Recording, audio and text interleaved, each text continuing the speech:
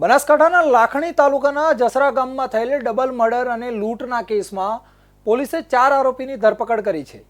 112 police કર્મીઓની 9 ટીમો બનાવીને પોલીસે 36 કલાકમાં જ હત્યાની ઘટનાનો ભેદ ઉકેલી નાખ્યો હતો। આ ચકચારી કેસમાં વૃદ્ધ દંપતી વરદાજી મોતીજી પટેલ અને તેમના પત્ની હોશીબેન પટેલની કરુણ હત્યા કરવામાં આવી હતી, જે સ્ટેટ મોનિટરિંગ સેલના પીઆઈના માતા પિતા હતા।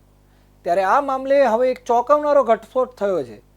હત્યા અને આ લૂંટની આ ઘટનાએ હવે અંધશ્રદ્ધા તરફ વળાંક લીધો છે। પાડોશમાં જ રહેતો શખ્સ બ્લેક મેજિકનો જાણકાર હોય અને તેના મનમાં એવી અંધશ્રદ્ધા હતી કે આવા વ્યક્તિને મારીને દાગીના લાવવામાં આવે તો વધુ ધનની પ્રાપ્તિ થાય છે। આ અંધશ્રદ્ધાએ તેણે તેના પિતા અને અન્ય 2 લોકો સાથે મળીને સમગ્ર ઘટનાને અંજામ આપ્યો હતો।